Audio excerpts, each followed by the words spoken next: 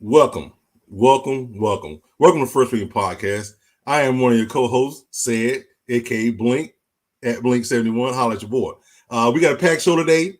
We got people coming in, we got people going out, we got stuff to cover, we got information to put out there. Hope everybody's ready, because we're ready to go. Yeah. First Stream Podcast. Yeah. Too Danny. Dre on the beat. You know. Yeah. What's your favorite squad? Tell me who you going with. First Stream Podcast. Yeah, we keep it lit. We got the latest updates. We don't pump fake. Like, comment, share. We don't care. Feel free to hate. We got great guests. Join us. You should chime in. Houdini on the intro for the time being. Lady A, representing Washington. Pick Washington, everything Washington. Aunt Mo coming out of Dallas, you know the business. Said, them Georgia Bulldogs ain't quitting. Yeah, if you ain't watching sports, you ain't living. About to get my mattress Mac on, about to bet $1 million, Let's talk about it. We all grown and cool, we can talk about it. Before we hit the news, we gon' talk about it. Oh, you wanna bet? Let's pop a bottle, yeah.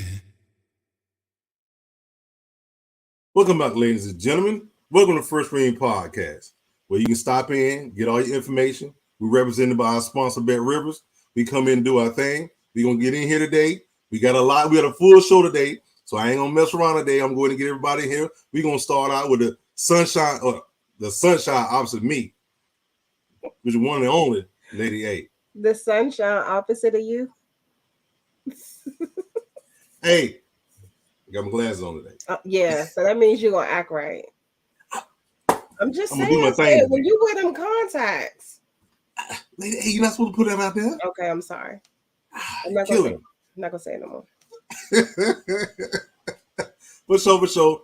Now, to bring in the one, the only, the hypest, the one that bring the ladies to the show, the one and only Dallas Cowboy of all time, Aunt Mo. Man, y'all are embarrassing me, man. He's In front of Carita, man. for Don't real. do this to me.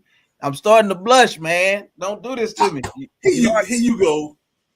Now he want to be I gotta modest. put extra cheese on the taco. Oh, boy, watch out Now now. he want to be modest. Watch out now. I'm a modest man now. Wait, Look, I'm a elbows modest- I told you I was gonna put a little shea butter scrub I'm putting on these elbows. Oh, how's your boy? Yeah. Anyway, enough about me. How y'all doing, I'm co-host? gonna holler at you later on about that scrub that player. Real talk. Okay. I got you. I Hey, don't know what to again, do. like I said, all jokes aside, we got a special guest today. Miss We got a Carita few. Parks, a journalist, a well-renowned journalist that covers, NBA, WNBA, NBA playoffs, little NFL. She does some of everything. We're gonna welcome her to First Reading Podcast, so we can get a little inside information. If we can get a little bit out of it, we're gonna welcome her right now, Miss Carita Parks. Hello, What's up, Carita. everyone? Thanks for having me. First time on the show. Welcome. We always got time to bring you back. Come in and show us some little love. We're gonna do the same thing. Tell us a little bit about you, Miss Carita Parks. Sure. I mean, you gave a great summary. I'm an owner and founder of Double Take Sports. I cover NBA, NFL, WNBA, particularly credentialed for the Washington Commanders, Washington Mystics, Washington Wizards. Also cover Super Bowl, NFL Draft, all of those big events in sports. So I'm excited to be here to talk a little shop. Yes. Oh, well, thank you for coming to visit us. I see a great leader who's running a little late today. He has you slotted in. We don't want to take too much of your time, so we're gonna jump right into it. One of the things we wanted to know off the tip, we talking Washington Commanders. Okay, the draft is over. We see what the Commanders have. What do you think the best part of the draft was so far? Well, the best part of the draft for them, I know a lot of people won't agree because Chris Gonzalez was still on the board. So everybody won't necessarily agree. But the moment the Commanders took Emmanuel Forbes over Chris Gonzalez, I knew that this was clearly a guy that they had their eye on, because they didn't care that there were a lot of other corners on the board. They didn't care about that. So it was very clear that Emmanuel Forbes was their guy, and they got their guy. And then they even showed Coach Rivera, after the fact, but they had a video where Coach Rivera said before the draft even started that if he was on the board, that's the guy that they wanted. So while everyone wasn't necessarily happy with the pick, I know there's like mixed emotions. I think it's still good that Washington got the guy that they wanted. 14 interceptions, 6 pick sixes. That's good numbers as far as I'm concerned. And they were at the bottom of the league in takeaways. So it's very clear that was a priority for them. Mm-hmm. Lady A? I actually agree with that. I think he fits in with our scheme based off of just what we need.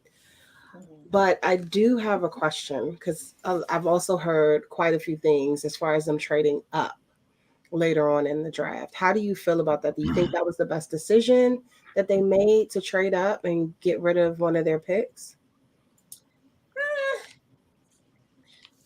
That's a good question. But if you look at what they did in the draft, they filled most of their needs. So I don't really have a problem with them necessarily trading up. If they still had a pick, maybe they would have gotten a tight end. But at the end of the day, I don't think that they would have did a lot, honestly, with that extra pick. And they probably knew that. And that's probably why they traded up, because they, it's nice to have it, but they probably didn't see anything that they were going to do that was extremely impactful with that pick. So they were willing to give it up. Right. I know we hold on, let me slide in there. See how you do me? No. I dropped my hand. We were just bonding over scrubs and everything before, you know what I'm saying? But anyway, no, what about the idea of, in my opinion, the line being the position of most need, and waiting so long to actually address it, kind of like my team waiting so long to address receiver. What are your thoughts on that? Yeah, that definitely came up a lot, but in my opinion, yes, the line is an issue, but then also them waiting so long to address it shows me that they were prioritizing the defensive side of the ball over obviously the offensive side of the ball. But it also makes me believe that they still think that they have enough on that offensive line to carry them through the season. So we kind of have to see how it plays out. Obviously, if there's some issues with the O-line, everybody's going to go back to this draft. Like, you should have addressed the O-line earlier. Mm-hmm. But it appears that they feel confident in what they have. And I think we have to also see how how this offense plays out with Eric Bieniemy. Like, maybe he's going to get the ball out the hands of the quarterback faster. But they seem to be okay with what they have. Should they have addressed it earlier? Yeah, because we can say that they didn't necessarily need to go DB round 1, round 2. But kind of is what it is. Well, see, that's a double question for myself, because I think I was one of the ones who was jumping on offensive line coach early after those bad 2 games. I was really on him about them getting rid of him. So They went defense first with an offensive-minded offensive coordinator who you're projecting to change your offensive scheme around. Do you think they gave him enough tools to be successful? I'm talking about Eric Bieniemy. I don't know if I would say they gave him enough tools per se, but the offense last year under Scott Turner, it was very clear that it was the offensive play calling, right? Yeah. So I do think that there were tools that were there last season. They barely missed the playoffs. It was some bad decision making down the line towards the playoffs that I feel like kind of factored into that. But if they were able to be halfway decent last season with the offense that they have, I do think with a better offensive play caller at the helm in Eric Bieniemy that they could actually still be a good offense. I will say when it comes to the defense, the backfield has been one of the most weaker areas in the past couple years. And when Coach Rivera came on, it was supposed to be about the defense. The defense, they were supposed to be dogs, and they were in a way. But I still don't feel like the defense necessarily panned out to what they wanted it to be. So I still think they're trying to find that magic. The tools are there, the pieces are there. So I still think they're trying to find that magic on the defensive side. Okay, I can understand it. Now, Carita, I just want to give my disclaimer. What's your disclaimer now? I promise you, no matter what this joker above me may say, or the fearless leader of the podcast may say, I'm not a hater.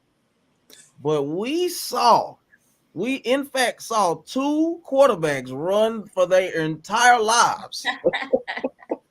One that's a statue at this point, and I don't know why you signed this man to the contract you did, even if you were able to get his numbers off the books, if you weren't going to invest in a line that could keep him upright. He tap dances like Gregory Hines in the pocket, okay? And he's not the most accurate guy, correct? Is that what I was told, Lady A, by you? Are you talking about Carson? I didn't want to say his name because I know it's a touchy subject. I'm gonna say it. Okay, that's true. He wasn't accurate. I guess I'm just wondering. And I keep going back to Fred Smoot with this. He said that the moves that they made in the offseason prior to the draft put them in a position to not have to go and make certain picks. Do you agree with that? I'm still not buying it. That's the only reason why I keep asking this question to our guest. Are you buying that that's true? Because I still stick by what I said. I mean, because we're talking about Sam Howell's going to be the quarterback. And when Sam was in the pocket, he didn't seem to have the same challenges as Carson Wentz, and he was dealing with the same offensive line.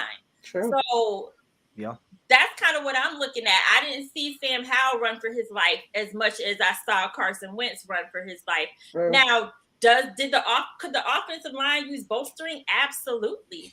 But do I think they can get by? I still think they can get by. Yeah, I'm gonna just say this, Carita, don't pay him no mind. I told him at the beginning of the season, I said, well, not the beginning, when Taylor came in, I said, look at this. They're blocking for Taylor much better than they're blocking for Carson. So you can't really, they have the ability to do what they need to do, but there was some issues there. But I do have a quick question for you. We have the rookie camp coming in, and it's coming up. And how do you think that's going to pan out? Like, are there any rookies that you feel are going to be standouts? And I'm not talking about just the ones that we drafted. I'm talking about the young man from Bowie State and all these undrafted free agents that, may be there. I don't know. It's tough. I don't know if I have like one person in mind that's going to necessarily stick out in rookie camp. But I do think that what is good about the undrafted free agents is that they always ball harder because they had to work harder to get where they are. So I think what we will find in rookie camp is we're going to find that diamond or diamonds in the rough. And I think that that's what's going to be kind of interesting is to see who emerges from that group. Will it be the guys that were drafted or will it be, they will obviously, but someone on the undrafted side is going to stick out. So that's what I think will be interesting is to see who's that guy who's going to emerge. Yeah. Right. And who was the last one that you can remember? Ooh, yeah, and I was trying to think of that too. Undrafted. Mm-hmm. Yeah. I only asked that because I think I made a bet with one of them guys from what's the Nathan and I forgot the name. I lost a cool 20 off of that. So I'm out on trying to bet on y'all. Hey, I'm trying to think. Yeah, that's a good question. I am trying to think. Who is the last undrafted free agent that stood out? I wouldn't say he ended up getting cut, but they were making a lot of rah-rah about oh my goodness, Randy Moss's son. They were trying to have him be like that one. the tight end guy. Okay. But he he didn't make it, so Thaddeus Moss. But hello. I'm over here trying to remember. Hello. Hey, so I heard my name 3 times. I'm like Candyman. You know I will appear. Oh my goodness. Yeah, I was First, let me looking at that. I apologize. was like, Let me apologize.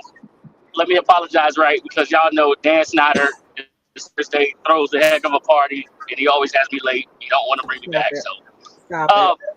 listen, I know that you do cover the NBA as well, and I got to ask you this question. Joel Embiid wins the MVP, and then they go out and lay an egg versus the Boston Celtics. Will they have a bounce back game? And who wins that series? Ooh, gosh, that's a good question. So I think they will have a bounce back game, but I'm still going with the Celtics in the series. But I definitely think the 76ers will have a bounce back game. somebody correct me if I'm They're wrong. not gonna go out like that. But correct me if I'm wrong. These first 2 games were in Boston, correct? Yes.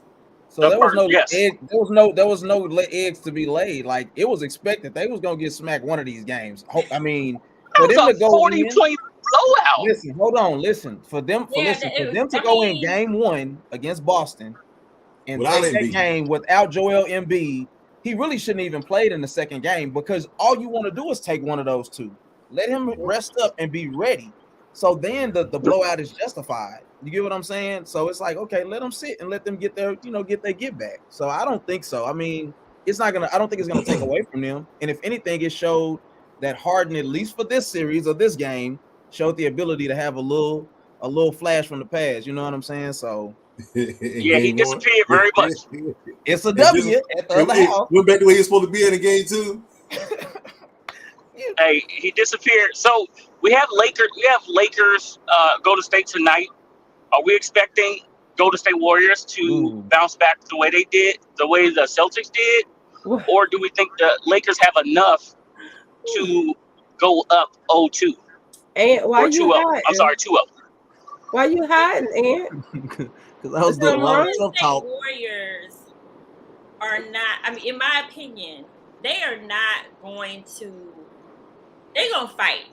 Okay. I mean, we see what they did in the first series. They're definitely going to fight. I don't see them going down.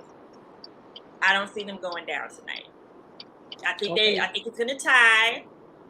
I think we're gonna see a good series.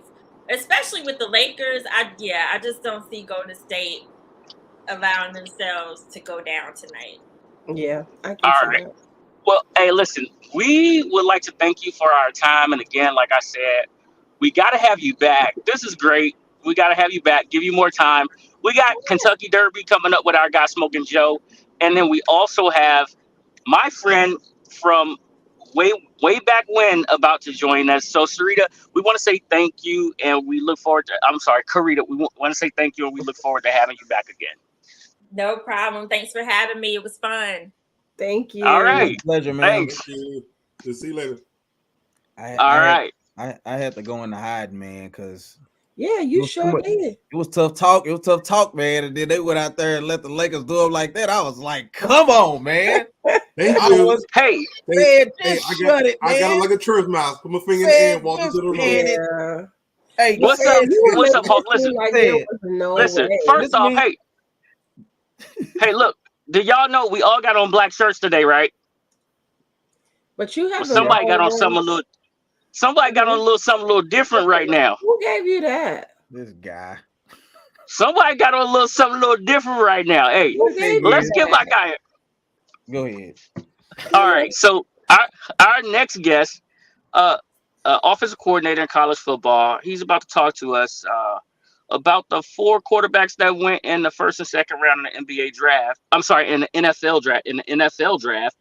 Longtime friend, grew up in Booker T. Washington, my guy, Raphael Clark. Get Raphael in here for me, please.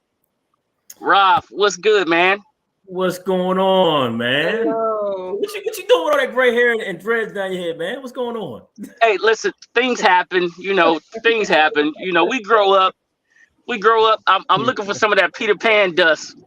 trying to fly away to Neverland. Oh, that's the dust you're looking for. I hear you. I hear you. I hear you. Hey, look, I'm enjoying the give me a chat. little background on your rap, please. A little background. Yes, sir. What you want to know? Like, it depends on what Will told you. Introduce yourself to the audience. You know, they want to know a little bit about you. Got you. My name is Ralph Clark. I am the offensive coordinator at Albright College, small school located in Reading, Pennsylvania, about 45 minutes west of Philly. I am from Booker T, also known as Seat Pleasant, Maryland. Seat Pleasant, Maryland in the house. Yes, E.G. County. What's up? But born and raised there. I've lived all over the country. I'm in my 26th year coaching football. I've coached Division I, Division II, and now at a small Division III school. Loving what I'm doing, loving life, and I like this. Is my first time even hearing about this podcast, but I'm enjoying it. I love when I can see other Washington fans, from everywhere. No, that's not all of us. Hey, Ralph, that's the worst part for me. I heard there was all of us. Hey, Ralph, that's the worst part for me, actually. No, that's wonderful. It's great. Hey, so before we continue to go too far, let's welcome some of our guests we got in the chat today. Mm-hmm. What's going on, Drew? Hey, We already see the Bucks we fired their head know. coach.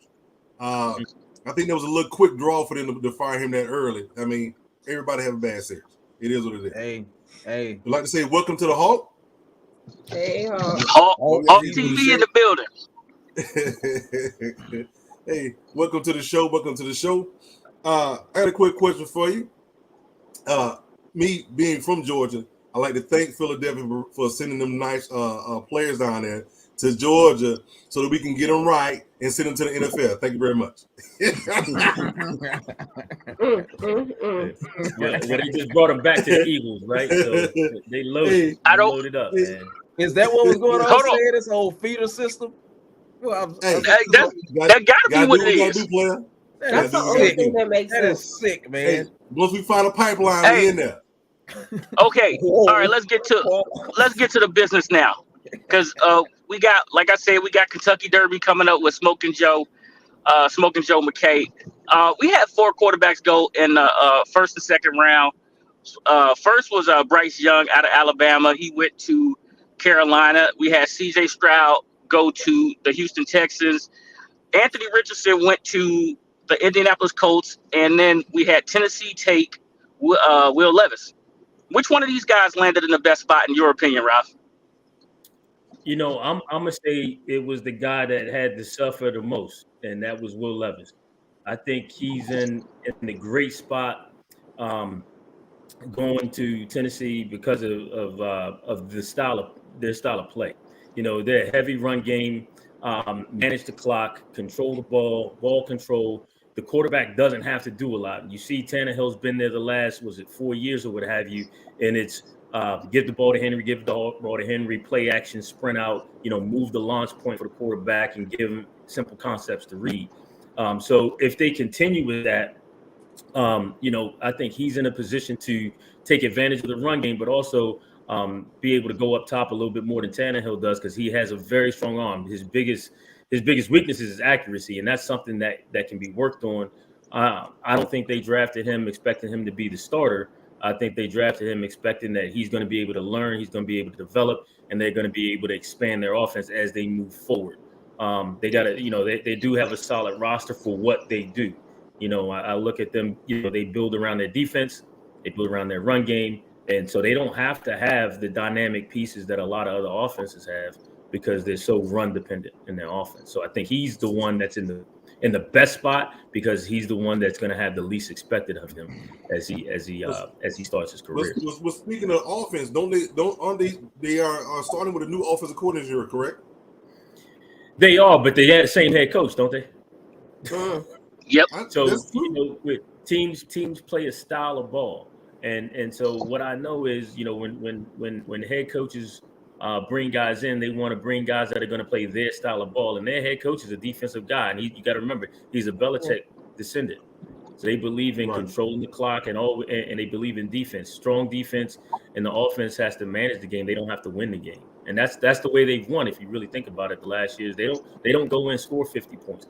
They're going to beat you 21-18 or 21-17 or something like that, and let the defense win the game, and then the offense, take advantage of the game plan and put themselves in great situations. Bless you. So I think he's in a great situation. I think it's the right pick for them. It's unfortunate that he had to suffer what he had to suffer on television, but those are moments that those type guys they keep with them, and they, Aaron Rodgers has a chip on his shoulders, and he's been in the league almost 20 years. So that young man will take that with him, and that'll be a motivating factor for his career. Now, I'm not saying he's going to be a stud. I'm just saying he landed in the best spot of all those guys.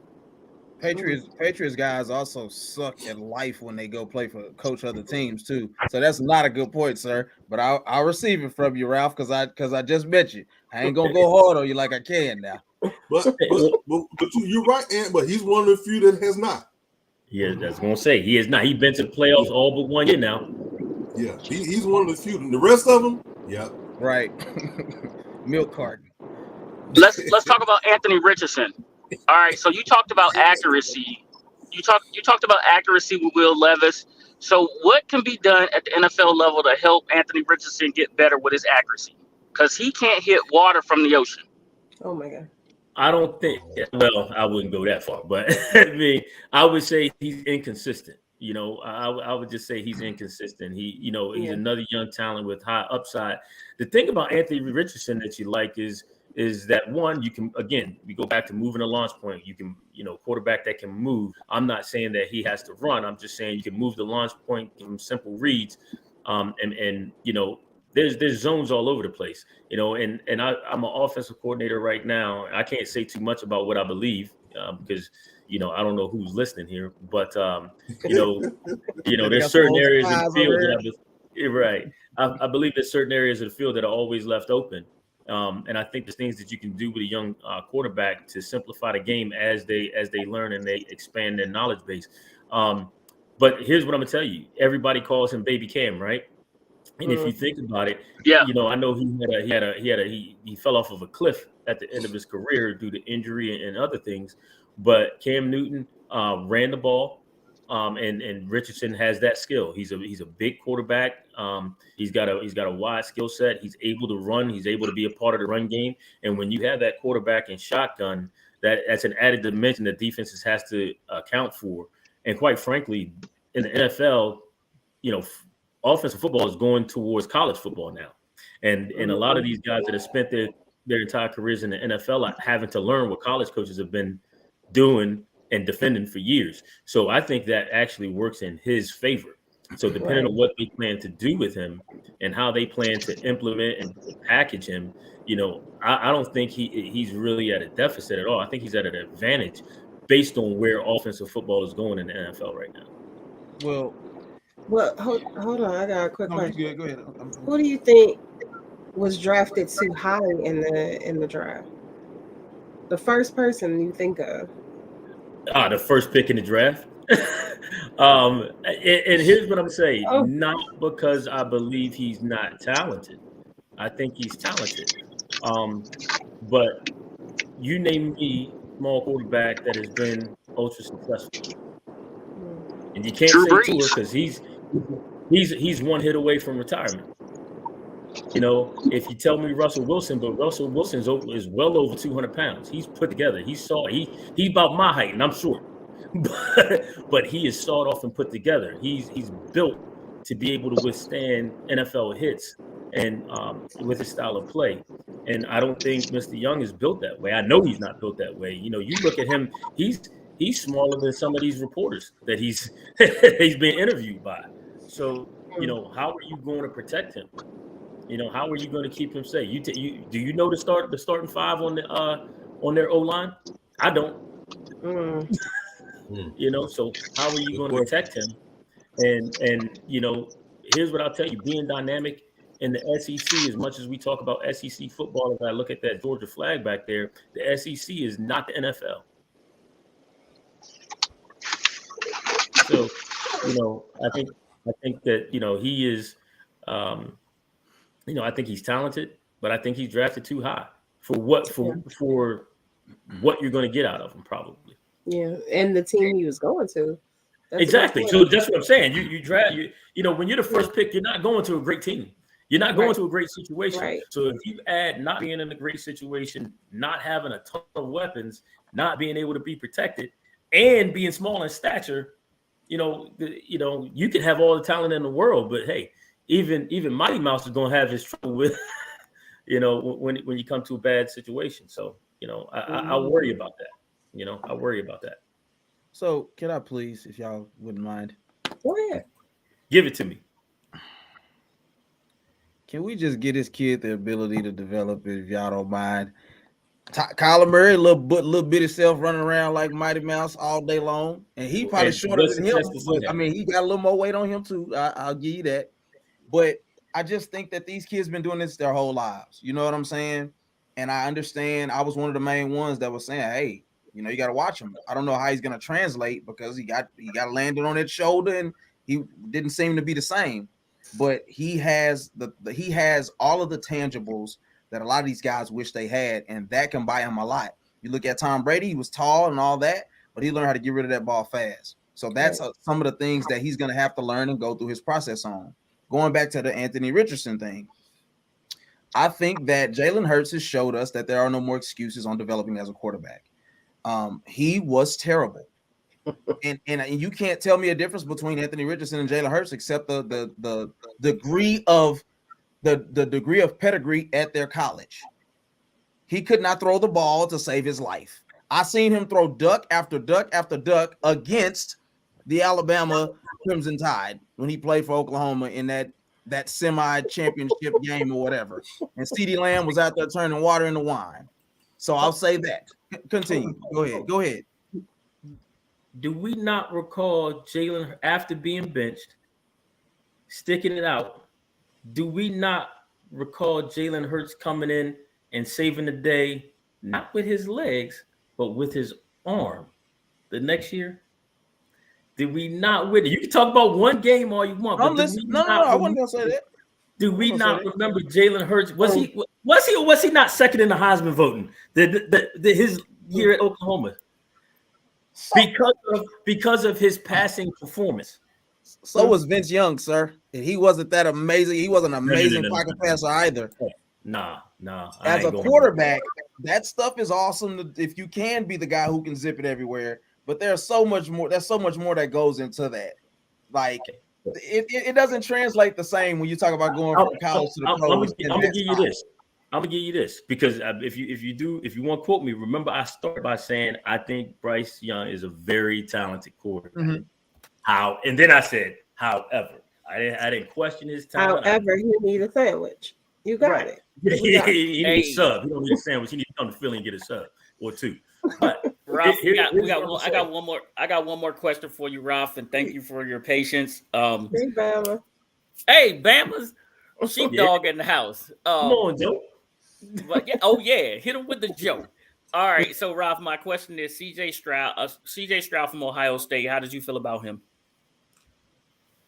I just don't like. I'm kind of taking the page from Ant's deal right here. I didn't like the narrative painted that right before the draft, getting out about him. What happened in high school? Like you don't. First of all, we don't know if it's accurate, if it's true, and second, you don't hold a 16, 17-year-old accountable for adult activities. This is business, and you're conducting business and negotiations as adults now. If I got a 23-year-old in my house, if I held him accountable right now for what he did at 15, 16, 17 years old, he'd never be on my good side. So what I'm saying is you can't, I don't like the narrative coming out at a time like that. I think it's a false narrative created to have him dropped in the draft. It's a bunch of guys making excuses. And I'm not saying who does that and who did that and who put it out there for the media to share.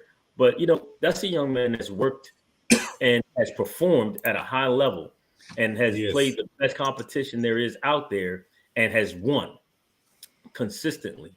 Matter of fact, I don't think he's had a bad game. And so for someone to bring in that type of narrative coming down to the wire, To have him drop him, one, I'm glad that it didn't really hurt him. 1 and 2, being the second pick in the draft ain't bad. But, I really feel that if it were me and I'm in the front office, he probably would have been my pick at number 1, because he's successful. He's, he has all these same intangibles, but he's just built a little more sturdy. I got you. So, thank you, Ralph. Thank you, Ralph. Listen, hit me up. Raphael's supposed to be down here in Texas his first week of the college football season. We may have to take a little drive to go check him and his offense out. And, we always got your back here. Booker T, Prince George's County in the house. We appreciate you. Thank you for doing this with us, man. We appreciate it. We will probably have you back on. I know your football season is going to be very busy, but thank you again for doing this. I was ready to lay into you, brother, but he cutting us short. Thank you. It was a pleasure, man. Thank you. All right. Now we got Smoking Joe McKay coming up with us now here. What did I miss? Lady A's, she got kicked out. Oh, okay. I was gonna say we can't kick her out right now because Smoking Joe's coming on. Like my whole private chat's not loading. All right. We are gonna getting smoky in here, Ant. We got Smoking Joe McKay ready to come in, and he's gonna talk derby to us.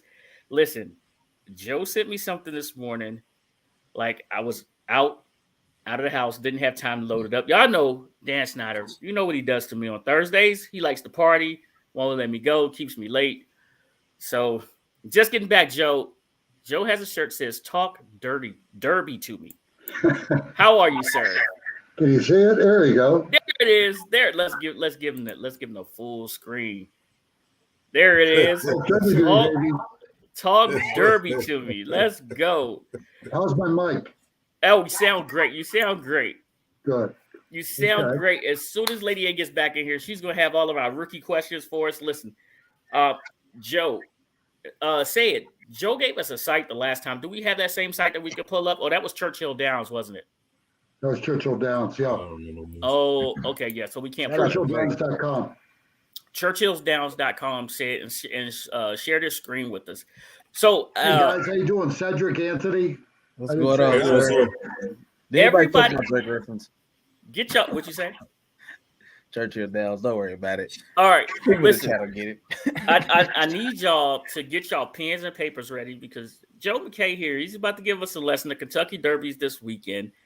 Just to give you a little bit of his history with us here at First String Podcast. We had him on last year for the Triple Crown, and Joe talked to us about all of the horses that we were going to cover today. He talked to us about all of those, and Joe came away telling us there was a couple of horses that he liked, and lo and behold, they finished pretty close to what Joe said, and then we go from the Kentucky Derby to the Preakness.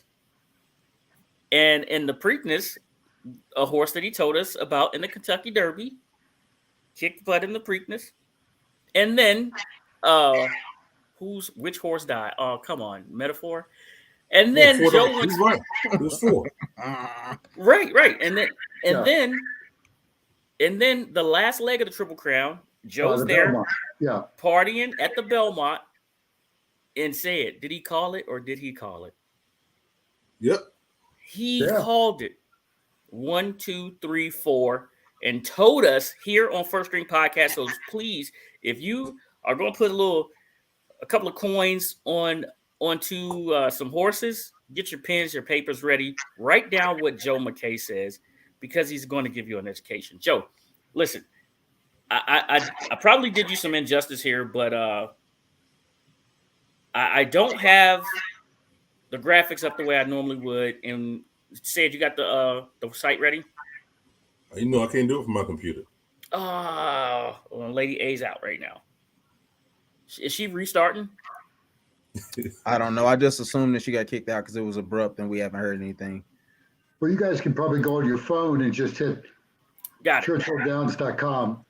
I sent that. You want to share the screen.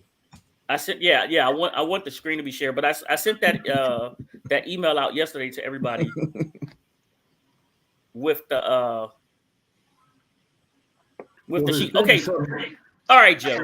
there's been some updates because there was 2 scratches today. Okay, So, and one of them there was a trainer, Safi Joseph, who I met. Safi's from Jamaica, really good young trainer, but he had 2 horses die in the last 5 days at Churchill Downs. So they suspended him indefinitely until they found out what happened to the horses.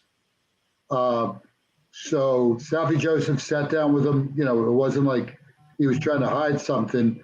The news is still breaking. His horse that scratched was there was a horse called Lord Miles.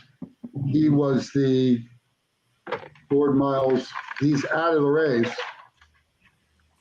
He really didn't have a chance. He was he was way out there. He was the 19 horse. So he's out. And then the 10 horse practical move. I just think that he was like a little sore. So I think his legs were like a little hot. So his trainer cautiously scratched him. So that means we got 2 horses that come in. Do you remember last year how Rich Strike came in off the also eligible list and people didn't even know he was in? Yeah, he missed my money. The 2 horses that get in are a horse named Cyclone Mischief. He's the 21, and Mandarin Hero, the 22, who is the 3rd Japanese horse in the race, which is pretty unusual. all right. So we got these late horses coming in. Go ahead, Ant. No, I was just wondering. Clearly, it can't be a common thing for 2 horses to die in a matter of a couple of days. Is there a drugging issue possibly here? Because it can't be just these horses just croaked over and died. Like, I just can't buy that. These are like elite, well taken care of horses here. So what? Well, is there any word?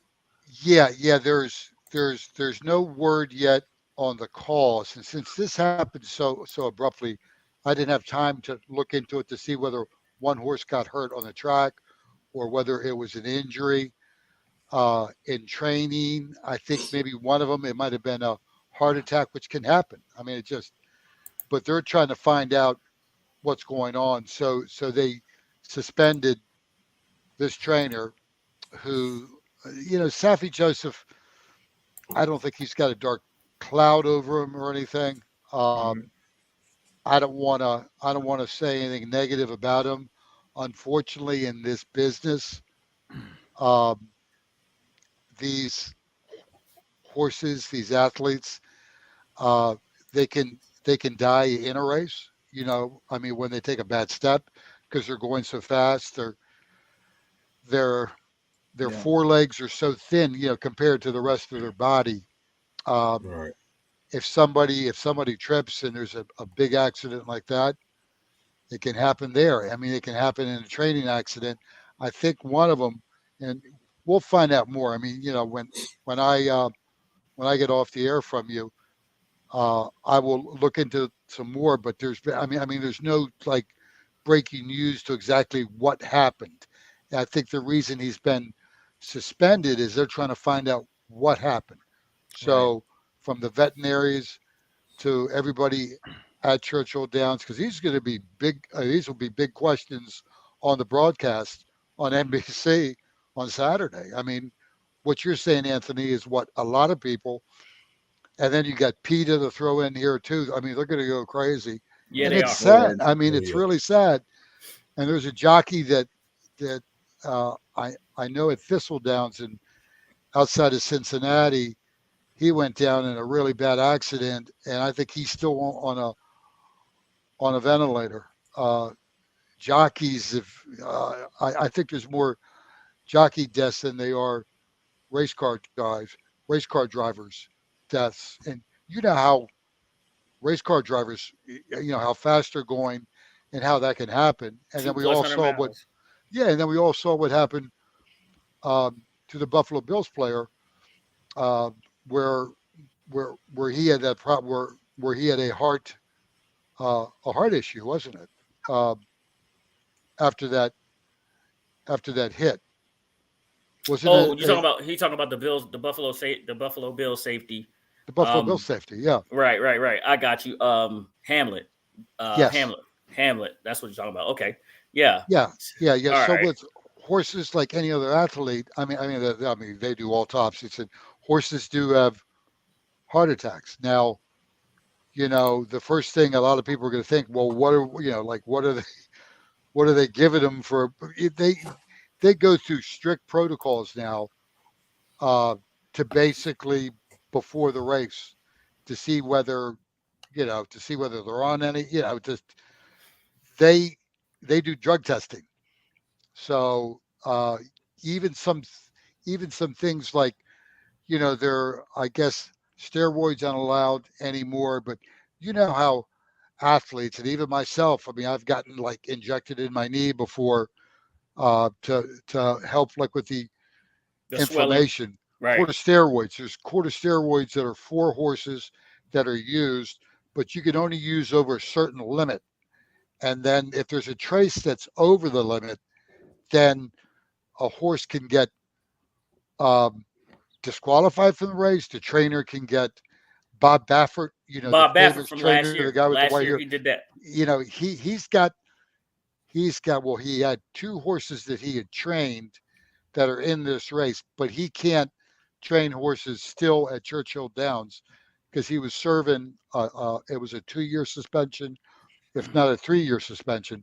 So what the trainers do is they just, they're owned by the same owners. They would just give them over to another trainer. All right. So let's get into this field of, what is it, 13 horses? This field of 13 horses. No. It's a field of 20. A field of 20 horses now? Oh, 20 wow. horses. So 2 of them came out, and 2 of them are on the also eligible list. 2 of them move in. Yeah. All right. So let's start with, we're not going to go through all 20. We're not doing that. We're not going to do that. No. All right. Let's go with your 5 faves. Your 5 favorites here. Let's start with number 5. Which horse is it? The number 5 horse would be, let's see, it's like, no, your number 5 horse, not the number 5 horse. Your number 5 horse. Yeah. I know. God, I'm gonna have to look at that just for a real, because I could give you my top horse and kind of go in that. Okay, well, let's do that. Go in that order. Let's do it that way. My top horse is going to be the 3 horse, a horse called Two Phils. Two Phils. And Two Phils he's 12 to 1. And I tell you, some people are going to bet on, on Kentucky Derby Day, the name Two Phils. There was a horse named Happy Jack a couple years ago that ran, maybe 3 years ago. And that name was just so familiar, Jack Daniels, just Jack. This horse was just an outsider. He got bet down early, like 8 to 1. It was just crazy. I don't think there's going to be that much happening, but there'll be some of that happening, which will probably make his odds go from 12 to 1. I think he's going to go off at like 8 to 10 to 1, probably because of his connections. His trainer, Larry Ravelli, he's a really sharp guy out of Chicago. He's 51 years old. His grandfather trained for Betty Grable. Betty Grable, the actress, the pinup girl that all the right that your grandfathers, whoever like was in World War II, they had up on the, they had Betty Grable, like with the legs, and she was a very good actress too. Who? Oh yeah, Betty Grable. He's bringing in the lady viewership right now. Yeah, but his grandfather, he came from a family of trainers.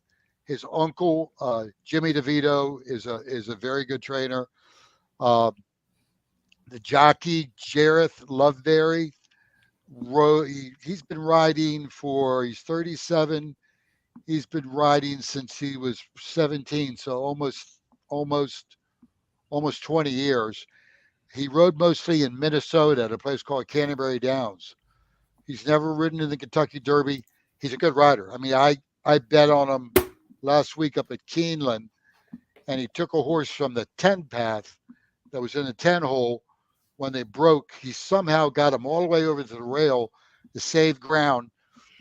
And he saved ground the entire way, which is a very tough thing to do. So, he's a very capable rider. He's just, I guess he's under the radar, so they're not going to bet a lot of people. He's not a Bob Baffert. He's not a Todd Pletcher. Todd Pletcher's got 2 horses in this race. Brad Cox, who's just winning a ton of races, he's got 4 horses in this race. He's stacking the field. I mean, my top pick is 2 Phils. I mean, he ran a speed number that was faster than anybody in this number. Now he ran it over a synthetic course. So instead of dirt, Turfway Park, which is in Kentucky, they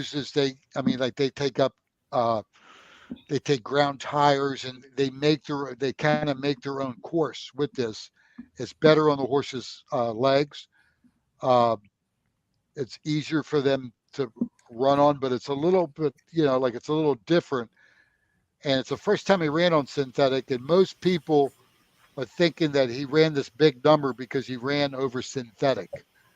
And his father, his daddy, ran at the same track before the Kentucky Derby, won the race, and ran second in the Kentucky Derby. So it's kind of like all in the genes, which the genes, the breeding's got a lot to do with how far these horses can run. So he's my top pick. I was going to name 3 horses at first, and then I whittled it down to, because I saw some workouts. The second horse that I'm going to use, was a horse called Skinner. He's the 9 horse. He's been running out of Santa Anita, and his trainer, John Sheriffs, won the Kentucky Derby with a horse called Giacomo. Do you remember Giacomo? I remember Giacomo. Yes. Giacomo was 50-1. Yep. I was doing a show with Coach Thompson. Won a lot of money. Rex Chapman, when this horse ran, I was, Doc was in the studio that day. I think B. Mitch was in the studio that day too. And Rex Chapman picked this 50-1 shot. And we were like, this horse can't win, and he told us all the reasons why he could. The horses I picked ran second and third, and I didn't box it correctly. And one of our listeners did, won 66,000 that day, and sent Coach Thompson like a case of champagne and a bunch of smoked sausage sandwiches. Sausage sandwich. That's what Coach Thompson. Yeah, Rex Chapman's a big horse guy since he went to the University of Kentucky. So he was going to be my second pick, but he's been getting so much, he's the sharp guy horse right now. Everybody's talking about him. And sometimes that kind of scares me. Okay. And he has a tendency to break slow a little bit sometimes, but he's been working in the gate. A guy who I do referral work under, Jeff Franklin, he used to be Gary Stevens' agent. So I used to be a jockey agent. I used to represent jockeys at Laurel and Bowie and Pimlico. And Jeff lives right next to Santa Anita. And he said the gate crew has been working with this horse. He's doing really well. He's training really well. The jockey that used to ride him, Victor Espinosa rode American Pharoah to the Triple Crown. But he's getting a little older in age.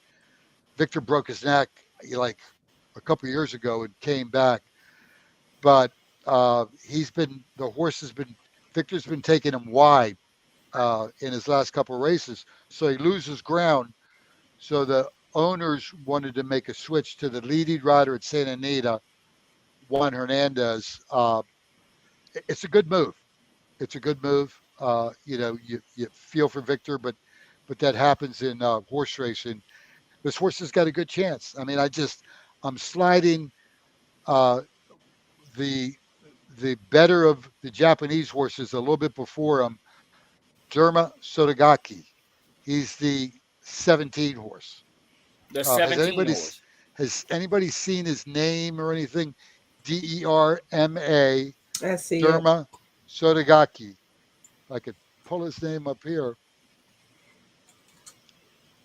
right?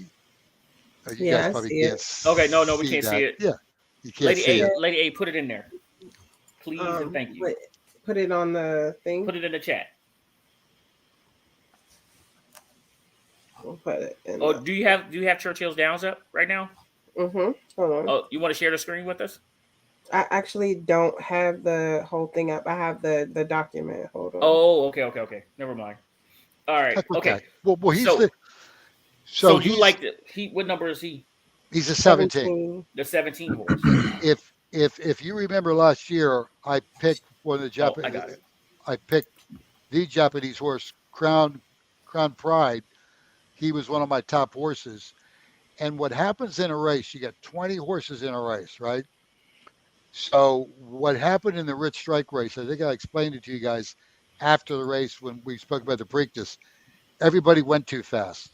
So the jockey that was on Crown Pride, it's the same jockey that's on the 17 horse. He's a French guy named Christopher Lemieux.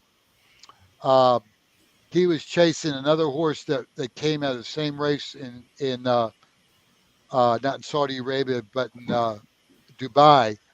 And they went so fast, so early, those two horses did, and a couple other horses, that the race fell apart. Everybody went way fast, way early. So you remember how Rich Strike at 80-1 was one of the horses that was in the back. So when you go so fast, so early, and the race collapses because everybody's out of breath, all the horses are out of breath, they're tired. It was like they parted the sea for Rich Strike to come on Yeah, through. and the horses that are behind who've been running slower, then they've been conserving their energy, so they all came flying at the end. And Rich Strike was like way in the back, and exactly like everything happened for him in the right way. He had like the perfect trip, and it was the perfect setup for a crazy long shot that will be a movie one day. And he came from the also eligible list, so I even forgot that he was in the race. I mean, right. So so that's what you think about Derma Saragato? Derma Sotogaki. He's got, in his last race, he went wire to wire. First horse out, he blew him away. He went right to the rail. My only, I think that the rail was the faster part of the track, and it normally is at this racetrack in Dubai. The inside lane has always been faster there, and that's my only but he's one from off the pace too, and he had a couple workouts earlier in the way he was acting earlier in the week, I didn't quite like him. He was just acting a little, I guess, weird, but the Japanese train differently. And they just do. I mean, they when they train, their horses run slower earlier. So the jockey's holding them, is actually pulling on them, the exercise rider. And Derma was throwing his head up around, kind of resisting that. And then he would finally relax. So this guy, he's kind of jerking. And then when he relaxed him to let him run, they let him run for like the last furlong, and they flew. That's the way they train in Japan. That's how this horse acts. So is my question is, are the tracks that they ran on in Dubai the same distance as the Kentucky Derby? You know what? That race was the same distance, and he's got that edge. Nobody else has run a mile and a quarter. He did already. He won at a mile and a quarter. So are there times comparative to previous Derby winners as well? His time that day was very fast, and he won it convincingly. And that speed number, because people look at that speed number, and they want to make sure that that the time was correct. They look at earlier races in the day. That's how the buyer numbers come up. The group that I work with, Thorograph, they take into account the ground loss. If a horse is 5 wide around the first turn, Mm-hmm. 4 wide around the second turn, he might run fourth, but he ran faster than the horse that went wire to wire from the one, from the inside path. So So that's what. Go I ahead, do Lady have a Antoinette. question. Yes. So in Dubai, that was turf, and now he's going to switch over to dirt. Do No, you that was think dirt. That was dirt. And that that was race in dirt? Dubai, that was dirt. It's Okay, the same. It wasn't synthetic, which is right. what Two Phils ran his last race in. Okay. Um, it was dirt, and it was fast dirt. Uh, probably Churchill right now. The weather's been they're going to get a little bit of rain I think tomorrow. The track's Mm, going to be fast unless they okay. sit in the valley. Unless something crazy happens, Okay. we're going to be okay for Saturday. It's Okay. just the way that the Japanese haven't won a Derby race yet, but 2 years ago at the Breeders' Cup they won 2 races. Okay. Uh, and the trainer that trains Derma Sotogaki, he did, but there's one the horse Continuar, who I think he's the 20 horse. Okay. His trainer won the 2 races in the United States on Breeders' Cup Day. Uh, Right. one of the races was on grass. The one that was on dirt was the horse won it. If she was a filly, she won it like 50-1. I Right. don't think Continuar's got a chance. Uh, Oh, What does a shoot. filly mean? a filly's a girl. A filly is a Y'all So a gotta girl. y'all filly's a gotta clue girl. me in. I Yeah. need I So need Derby 1-on-1. Like for instance, I got a question. Like, as far as when you talk about betting, right, and betting the position rankings, uh-huh. is it, and this is what I liken it to, so forgive me if this is way off, It's but when okay. you think about, like, when you do the lottery, right? Yeah. If you get all 5 correct, you get the ultimate prize, but you can still win up into a certain number if I get 3 out of 5. So when you are picking the rankings of the, how does that? Depending on how you bet the way, there's various ways to bet this race, and I'm going to bet it like all kinds of ways. I'm going to bet a Okay. pick six that starts on Friday, a 2-day pick six. Anything that's a bigger uh, amount, just like parlays. If you hit a 6-game parlay, you're gonna get paid. You get You Mhm. paid. know, you're gonna get paid. So I'm gonna single uh, Two Phils at the end of a pick six. It's kind of tough to do in a 20-horse field, but a pick six, it's a dollar pick six. It could get, if you use 5 horses times 5 horses times it's 5 times 5 times 4, it could get expensive. You could put Right. thousands of dollars and not hit anything. I'm going to probably bet $100 pick six with the amount of horses I'm going to use. I'm going to do a pick three. I'm going to do. There's a bet called the Oaks, the Kentucky Oaks Derby Double. That's just so the race on Friday for the Phillies. The Phillies have a race on Friday called the Kentucky Oaks. Mm. Do you remember, William? I think you know of it because I Yes. I picked a horse that won. I'll give you a Yes. horse right now that I think at long odds can win that race. I'll give you 2 horses. A horse called Southlawn, he's the 4, and then the 11 horse. I like Southlawn the most. Let's see who the 11's name is. I got to pull it up. Disarm. No. This is in the Yo, that's not disarm, right? Is No, No, this is this disarm is for in Friday. the. This is for Friday. This is for disarm a filly? Friday. This is a race that No, this is a goes. Friday. This is not the Derby one that I emailed y'all. This is not the Derby Right. Yes, one. He's talking about the Friday with the Phillies. with the Friday filly, with the with your Phillies for. female Right. horse. Yeah, so Southlawn, she's the 4. She's at 8-1, and the 11 Defining Purpose, she's at 12-1.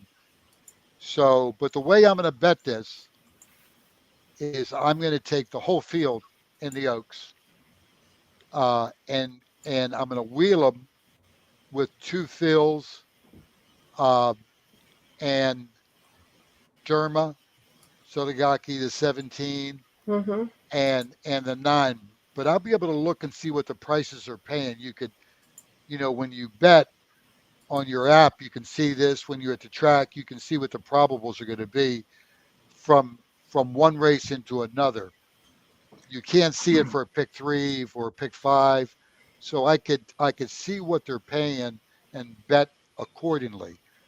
But I'm gonna put, like, if you were doing a parlay or even a teaser with a team, and you were trying to, like, take maybe the Packers and use them in different, like, you're doing teasers with the Packers, so like 3 different times with 2 other teams, or and you were doing parlays and using different teams, but using the Packers in all of your parlays.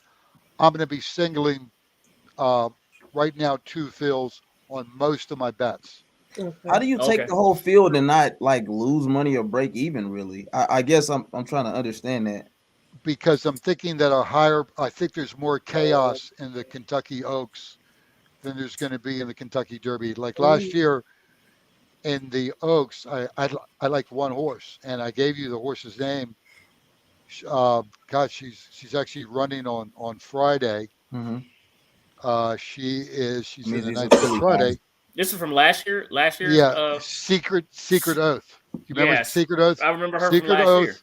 Secret Oath won the Kentucky Derby. And normally, if I like one horse, I'd like her. I bet her to win. I keyed her over different horses. And if I would have wheeled her, with all the horses in the Derby, well, the longest price won the Derby, Rich Strike.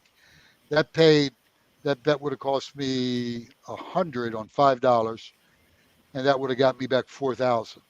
So, and then you could bet, on horses that are paying a little bit lower, you could bet more on that combination, and you could see what the combination's paying.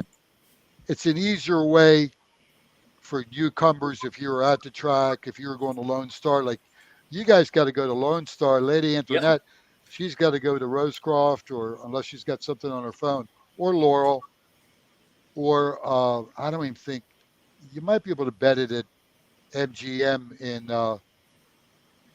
I guess that's in Maryland, and PG.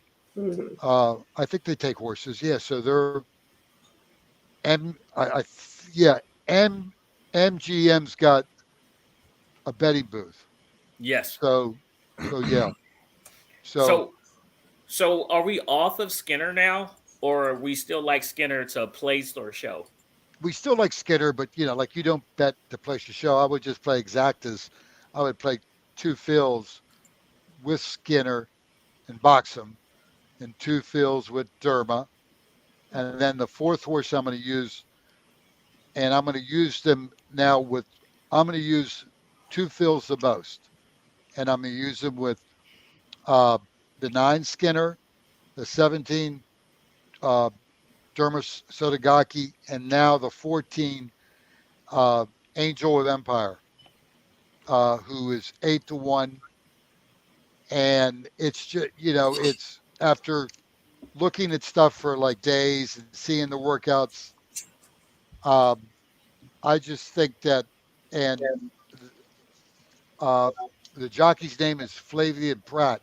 Flavian Pratt won the race on King's Barn, who's in this race for Todd Pletcher, a top trainer. And he got off of King's Barn to ride Angel of Empire. So a jockey decision, uh, a speed figure decision, and the way that he runs, because he comes from off the pace. And I think it's going to be a fast pace. It's not going to be as crazy as fast as it was before, but it's going to help horses who could save the ground. I'm sorry?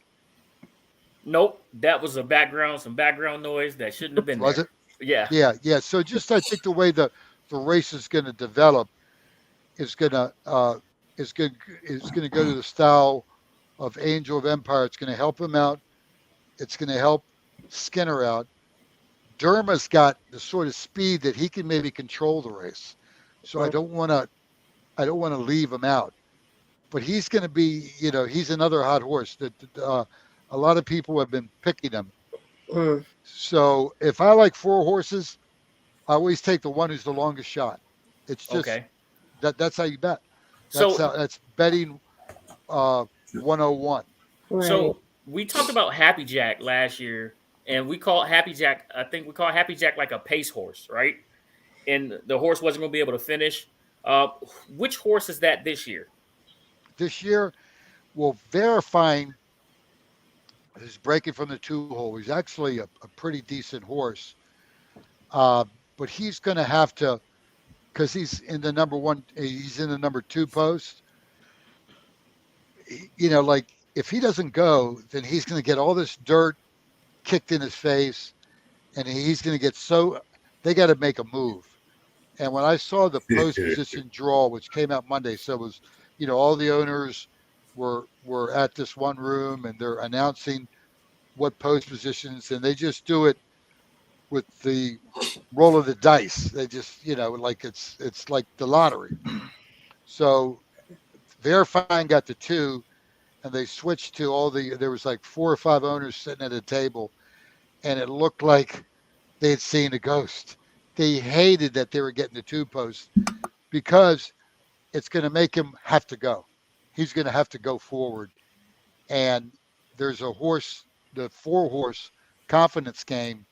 He hasn't run in 70 days. I bet him his last time out. He won it like 20 something to 1. It was a good score that day. And he ran the race. He won the race in the mud, but he worked really fast the other day. So he's fresh. It's going to make him go too. So the 2's going to go. The 4's going to go. The 6 isn't quite as fast. The 7 with Johnny V, I'm going to use him a little bit. He's my crazy long shot because he's going to go too. Johnny Velasquez is a forward rider, and if that jockey decides, if he breaks slow, if he decides, well, I'm not going to go. And Reincarnation is that 7 horse you're talking about, right? Reincarnate, right? Reincarnate. Okay, reincarnate. So if a couple, you got to think, well, how's this race going to develop? If everybody's a little tentative, Johnny V's going to look and he's going to go. And he won on Authentic 2 years ago in the same sort of situation for Bob Baffert. I think he was 12 to 1 that day. A Bob Baffert horse at 12 to 1. Not Authentic. Reincarnate's going to be, he's going to be 40 to 1. I got to use him because, with 2 fills and maybe some spread horses, because there's a scenario that's going to maybe put him on the lead. And if you're on the lead and he plays catch me and they're not going that fast, he could win. So he could be that horse that could win on the lead or could run dead last. Right. But since his odds are that long, and Bob Baffert used to train him, he doesn't train him now because he's suspended still from Churchill Downs. Tim Yakteams has him. He's got a decent enough. He had a couple excuses in his last couple of races, and he's one of the crazy long shots. He's the only crazy long shot that I think can win. Okay. Give me some. I was going to say I do have a quick question. Something that I kind of noticed. Is Mandarin Hero? Is that Mandarin Hero? He's running. He got in because of the scratches. So he's the number 22 horse. Right. He's the 3rd horse from Japan. Right. And he ran 2nd in the Santa Anita Derby, and it surprised everybody. Okay, so this is not his debut. This is not his debut over here. This is his 2nd time in the United States. Okay. The other 2, is it their debut?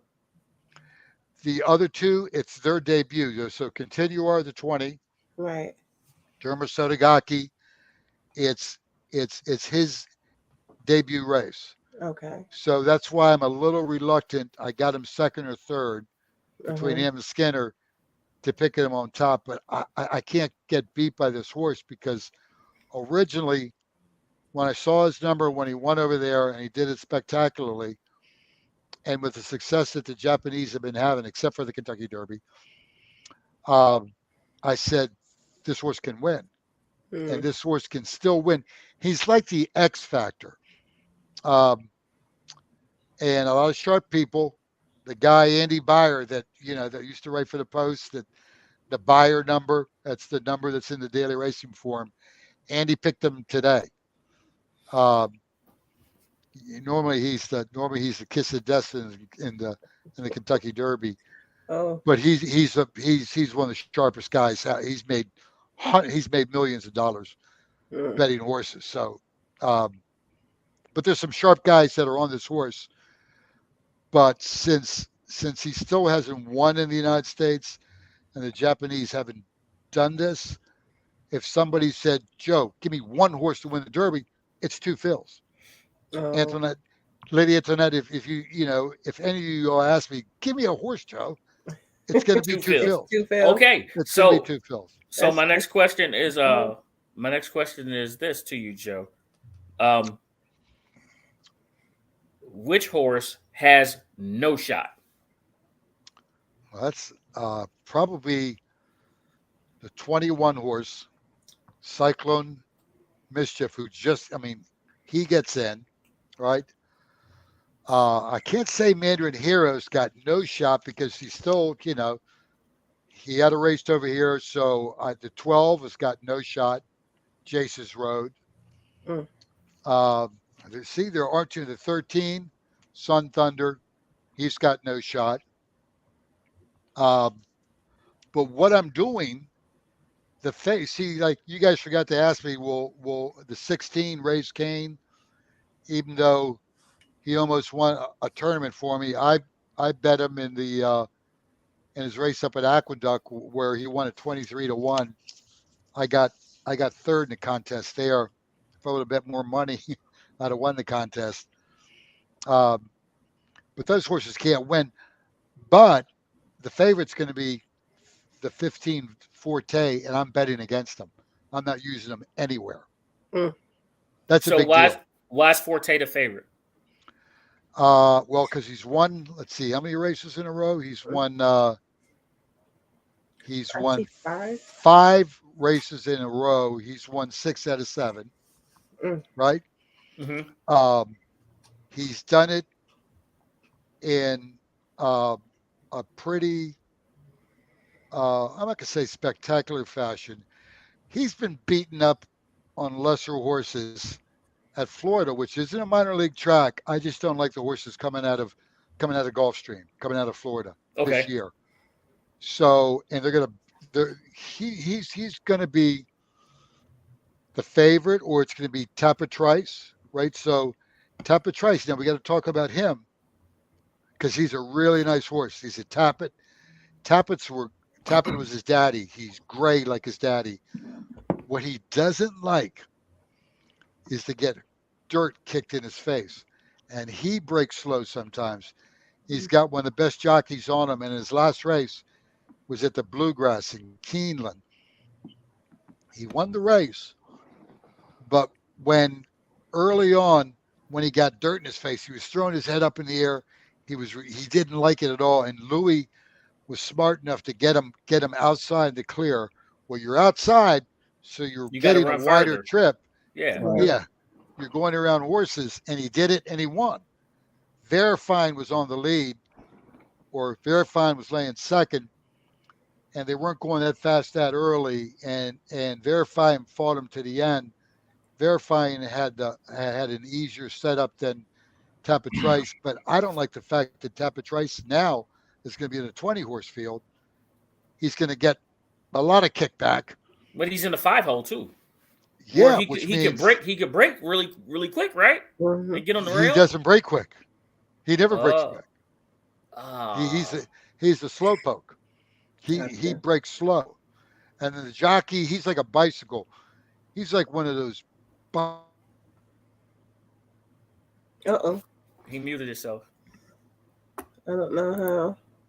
Joe, you got to unmute yourself. You hit your mute button. It could have been the. There keyboard. we go. Got it. Yeah. But he's like a one of those mountain bikes with the big wheels. Yeah. You got to ride, and you're going uphill. You got to ride that thing the whole way, and that's the way Tapatrice is. And for that jockey to ride the horse the whole way, and he's going to be one of the favorites. I might use them underneath in trifectas, right? But I'm sort of betting against him too. Okay. All Uh, right. So let's get to it. Let's get to this is where Drew, Down you and ready? dirty. This is where my guy Ron, you ready? This is where me and Sid we start to make our notes right here. Okay. First thing we want to do is start off with what is it? A trifecta? A trifecta. Okay. A trifecta. All right. You got your notes? You ready? Y'all ready? Here we Yeah. go. We're getting down to it. So give us a trifecta. We're going to box this trifecta. These three numbers of these horses, you're going to play them straight and you're going to box them. All right. So here we go. Give us a trifecta, Joe. That's for a 3-horse box. I'd have to get. No, we're going to go 4-horse. Okay, four horses. We're going to do 4. We're going to do 4 horses. Then we're going to come back with 2 fills on top of them, as because you want to have it more times with the horse that you like, right? Okay. So we're going to go. The horses we're going to box. We're going to box 3, 9, 14, 17. Okay. For a simple 4-horse box, and then we'll come back. See that for 50 cents, that's $12, right? For a buck, it's 24, and then we're going to come back. We're going to come back with 2 fills on top of those horses, right? And then we could put in third. We could put the 5. We'll go 3 over 9, 14, 17, and then third we'll go 3 again over 9, 17, 14, and add the 5, add the 7, add the 1, and add the 2. And you could put all those horses in third. The one's got the rail. He could fall into third place. The 2, if Verifying doesn't go and he takes back, he could fall into third place. Those under bets, a lot of people will just do all. They'll do. I mean that bet. Like if you did that bet with all, I'm going to show you what it is right now because the board is up for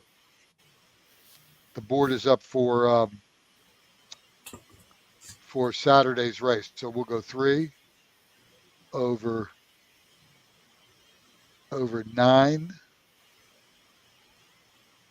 over 14 over 17, and this is just for 50 cents. And I'll do all in the third leg.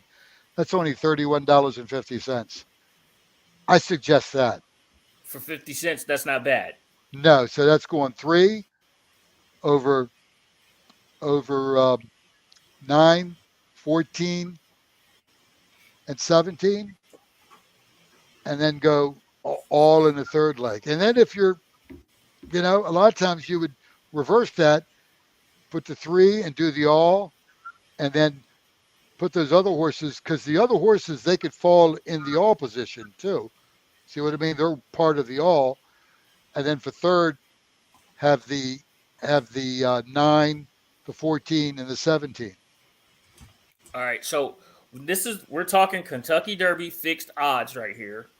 Right. So these are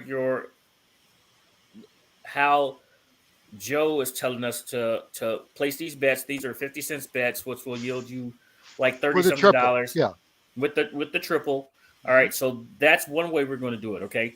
So that is with the favorite 2 fills, or your favorite, the horse that you like the most. He's not the favorite. Yeah. Well, your favorite. My pick. 2 fills winning over the rest of these horses. I want to make sure I'm clear. And Sid, did you get all of that? Mm-hmm. I got most of it. What I don't get, I'll go back and review. So let's say you had $100 bankroll to bet on this race. Okay. And so we just spent $31.50 one way, $31.50 the other way.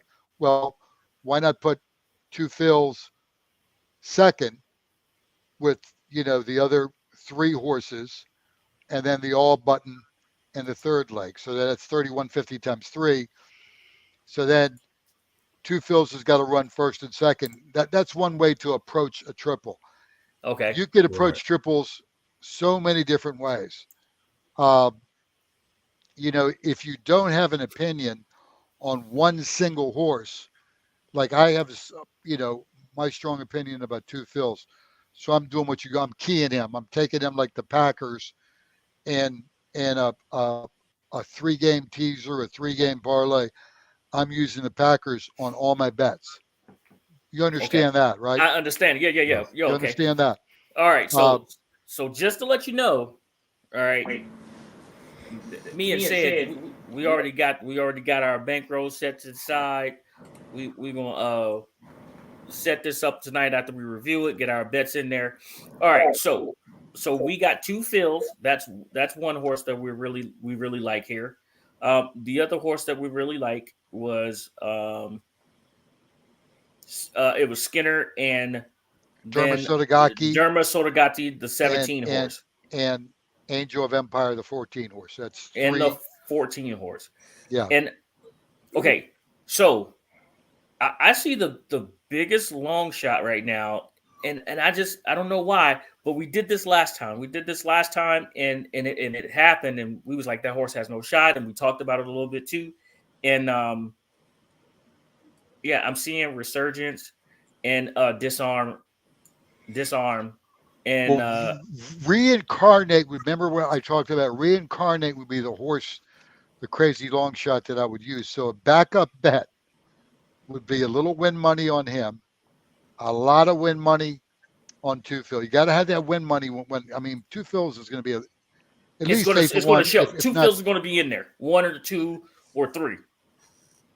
Well, if he runs third, that's going to hurt me because I'm not going to really. Because I'm not going to have I don't bet any horses to show. That's not a way to bet. Okay. Right. A way, if you like a horse, and he's if he was like a bomb, like the 50-1 shot that I talked about, the 7 Reincarnate, then you might bet him in all positions, even to run third in a triple. So if you bet show money, $2 a show, what you might get $50 back. Sure, that's nice for $2, but I'm trying to hit a $66,000 triple. Right? Mm-hmm. That's what I want. Mm-hmm. That's what I want too. Yeah. Yep. So let's talk about the 7 just a little bit. So you said who are my top 5 horses? Yes. Well, I gave you my top 4. Yes. So the 5th horse could be as the bomb, Reincarnate. So I would use Reincarnate and Exactas with those other 4 horses. Antoinette, are you familiar with what an exacta is, an exacta box? Not at all. Okay. I'm lost when you say that. That's okay. Precise. So it's a bet that pays. So if I took Angel, if I took 2 fills and used them with the 7, and I boxed 3 and 7 like you would a number. John Thompson used to love to play the numbers. We talked about numbers guys from the old days, like in DC, numbers runners. And they actually took that from like the Daily Double. So you would box that. So if you just played 3-7, the 3 would have to win, the 7 would have to run second. And then you'd probably, if that happened, you'd probably get back like $500 on a $2 bet around. So you'd box it to where you spend $4. So now you have 3-7-7-3. So what I'm doing is, on 2 different. So if I'm playing exactas, I'm going to key 2 fills with the 7, with the 9, with the 14 and the 17. So I'm keying him so it could be 3-7-7-3, 3-9-9-3, 3-14-14-3, 3-17-17-3. Okay. Since the 7 is so long, and I'm doing that for bigger numbers. So you could take the 7 and do $1. Like you can bet a $1 bucks. You can go 3-7, 7-9, 7-14, 7-17. I recommend doing that in case the 7, he's that horse that's going to be forward. He could be on the lead by himself. He maybe could go wire to wire if a couple horses maybe break slow that are supposed to be on the lead. Okay. I don't want to get beat by the 7. I'm going to have him like in other bets.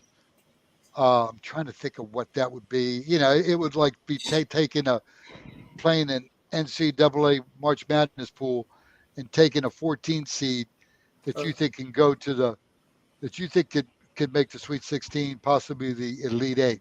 All right. I just found this exacta, and I just want to tell you what I see on it. Okay, I got two fills over Derma Sovagato. I'm saying that name wrong.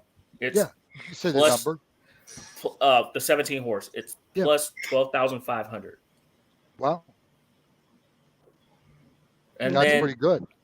Then you said two fills, and you said the 7 horse, right? 7 horse. All right, two Reincarnate. Reincarnate. I don't even see that one. Yeah, because they don't have that up. That would be paying. I mean, the track money is mutual. So when I say it's mutual, it's everybody betting in all the pools, at the track, away from the track. So anything online, it all goes into one pool. Okay, and then here's another one that I see. I see 2 fills, the 3 horse, and Skinner. That's at 25,000. Yeah, 250,000 right there. And so that's kind of weird. I think that it's got to be $250, like a probable. It's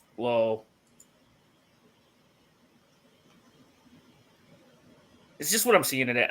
Maybe that okay, because 2 fills and verifying, that's a large number as well.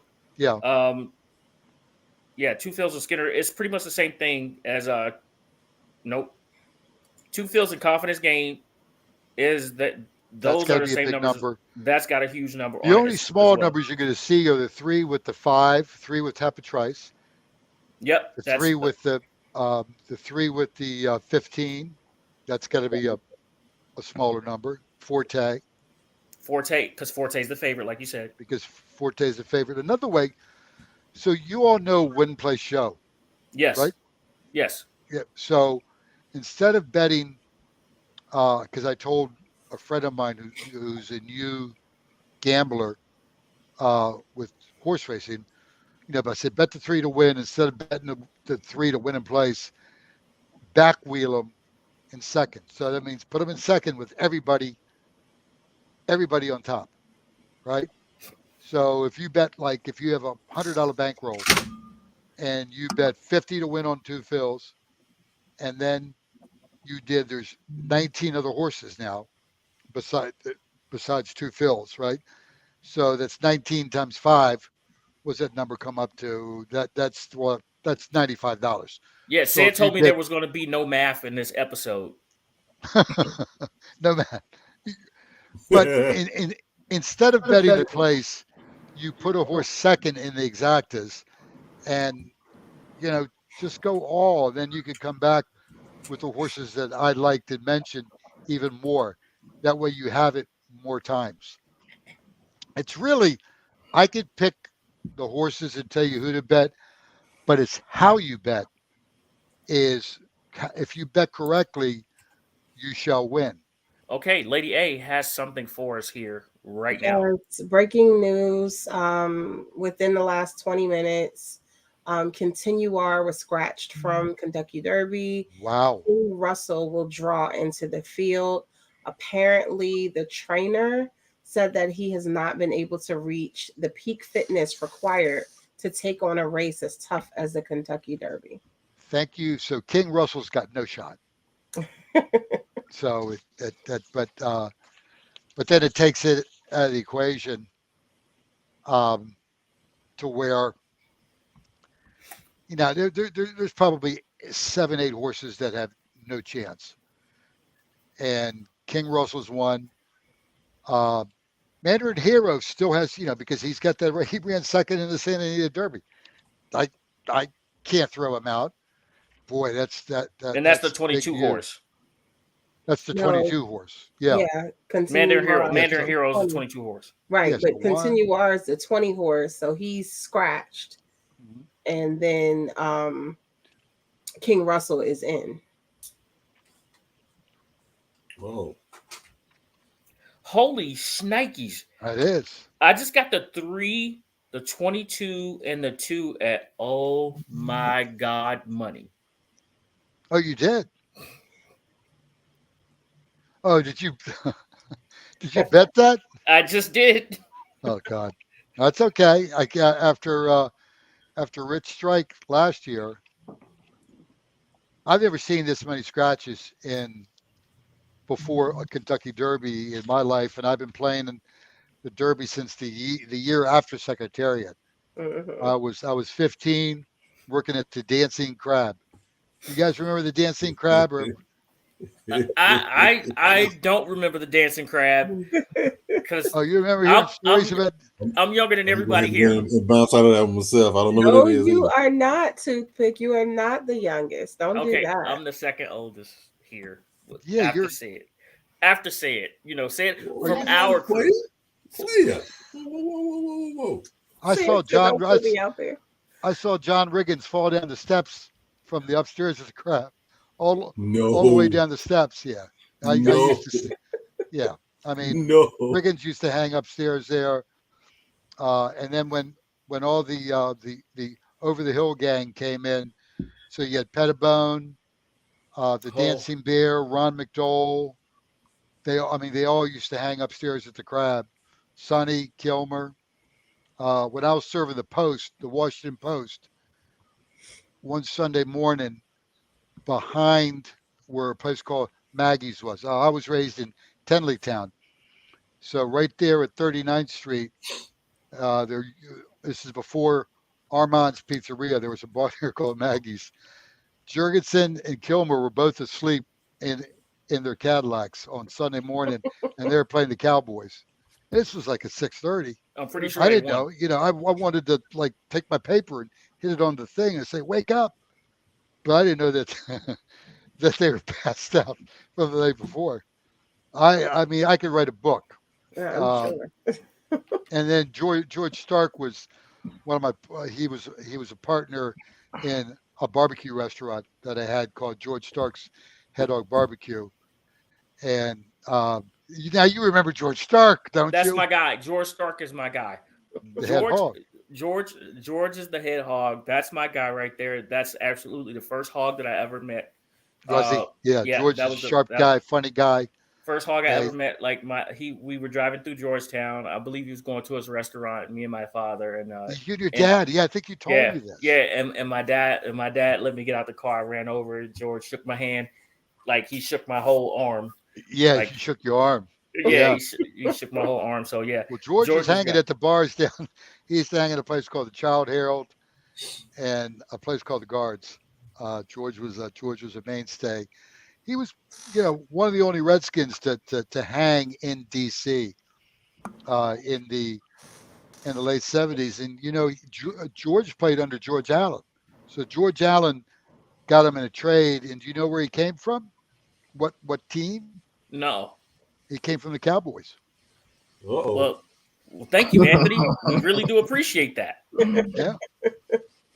He came from the Cowboys. So God, George told some funny stories. I remember sitting around with Dave Butts, rest in peace.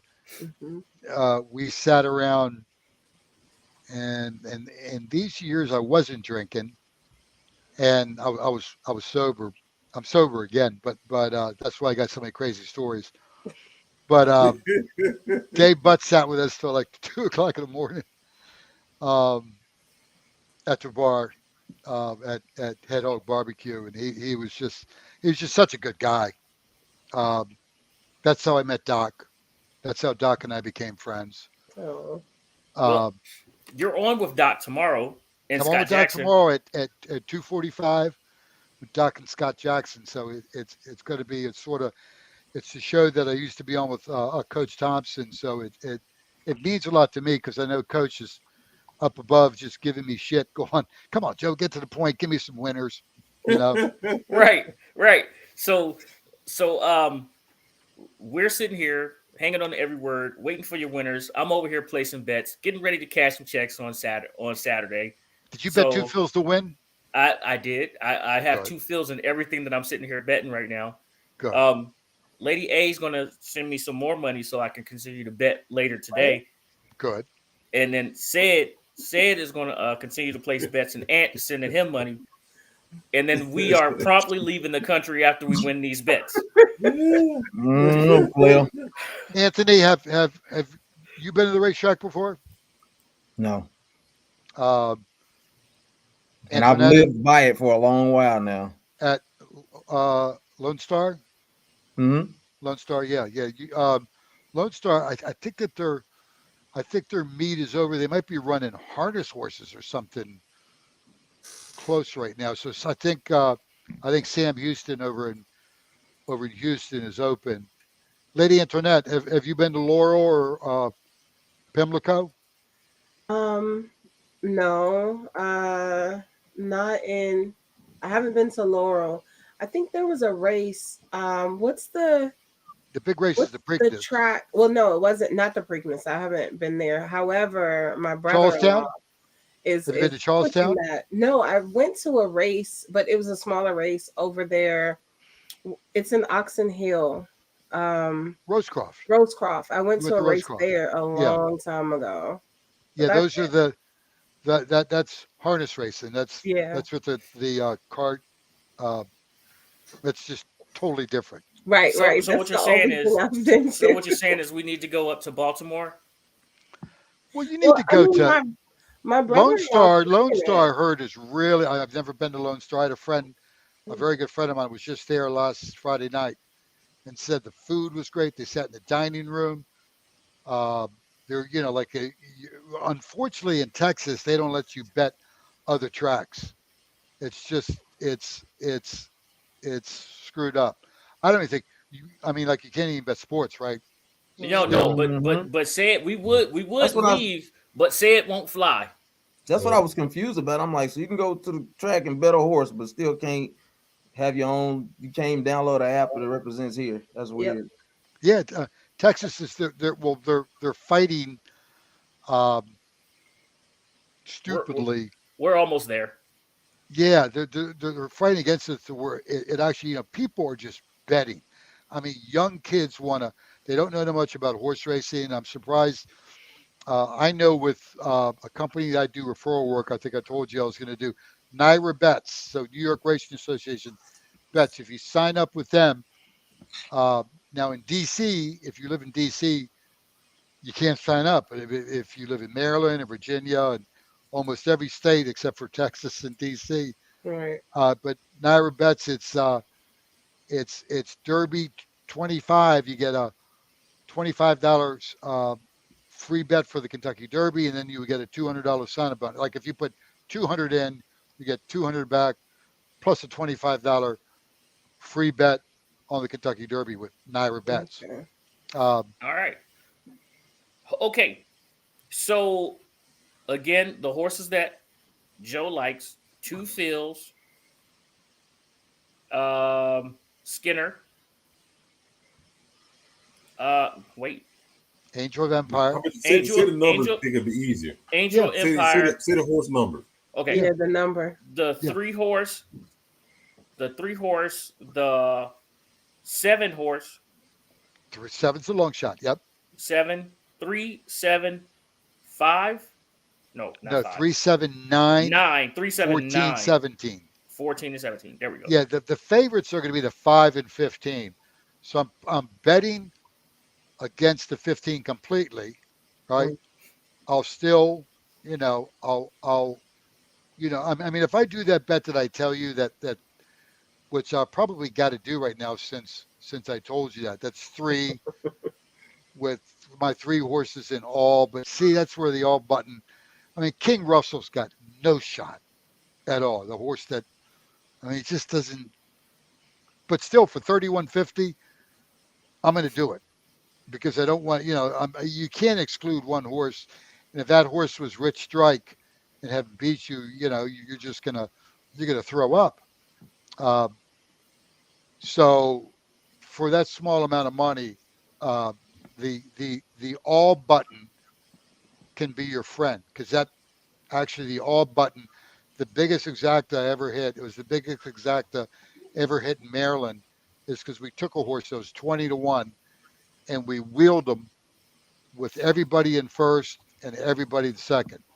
And we hit it was a $56 bet. And we got back like $5,000 on a $2 bet. So we only had that one time.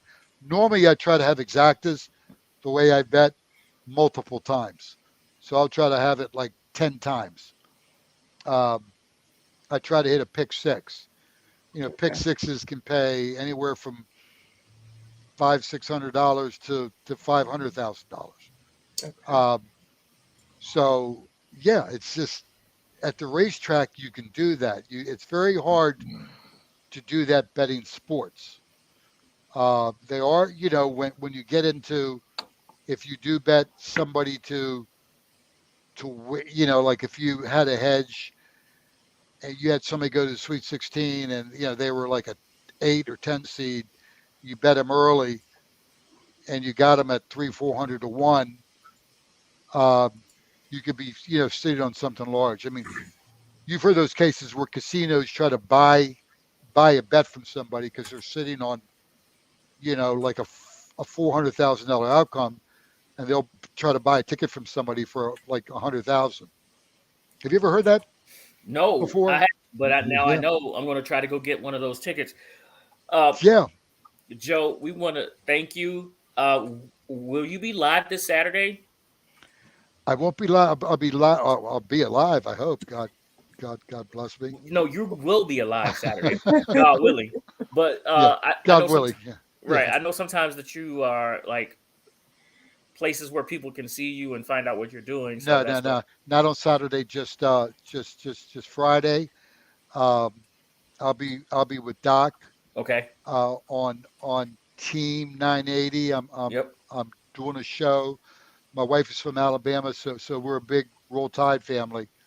We won't tell Sid. Don't tell Sid though.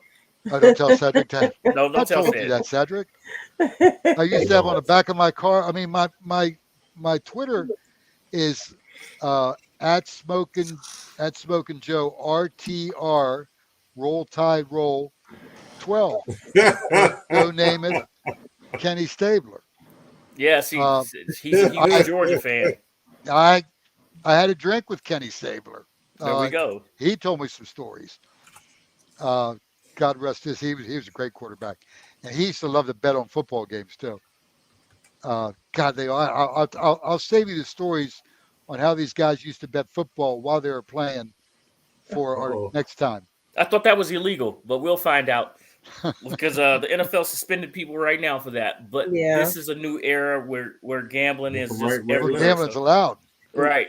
So, thank you, Joe. We will see you in 2 weeks after this before the Preakness, right? 2 weeks. Yep. Yeah. And Joe will have a different shirt. But we'll be talking. We'll still be talking. I'll have your shirt. Yep. You'll have. And if you have any questions about betting, just send me a direct message on Twitter. Yeah, I got you, and I got your cell phone number, so I'll hit you that way as well. All right. Good luck to everybody. Thank you, Ron, Drew. Y'all should get ready for a conference call after this. Ron and Drew, Bo, I see you. I know you here, so thank you for joining us all the way from Hawaii. Sid has some apologizing to do here before we get off of this podcast. So we're about to give Sid the floor. Thank you, Joe. Thank you all. All right. Thank you. Let it ride. All right. Let it ride. That was Joe. Sid, what do you have to tell us? Oh, Sid. Hold on. Wait. No. Not just yet. Not just. Oh, okay. Now we can do what we got to do here, Sid. All right, Sid. You want an update on what's been going on around UGA champions? Yeah. I mean, basically this. I mean, we all know it was going to happen because Curry Smart continues to stack talent. The second transfer portal opened, and with the second transfer portal open, a total between the two transfer portals, we have lost 15 people. Yeah, that's not what we're talking about here. They said UJ update. What we talking about? Oh, we talking about what was going on with the draft with these UGA players. Now, I'm starting to think there's no control over the program. That's not what you wrote down, player. Hush. That's not what you wrote down, player. I got to go look. Okay. Anyway, while he doing that right there, one of the biggest transfers that came out of there was defensive lineman Barry Alexander. He transferred to SoCal. Don't know why. They're gonna keep that stuff in house. We'll never really find out why he transferred. I had an idea he was going to Texas A&M because that was a team that he was committed to prior to flipping to Georgia. Well, committed A&M back to Georgia, and he flipped back for a couple times. Now, I can move over and talk to Pick about the draft.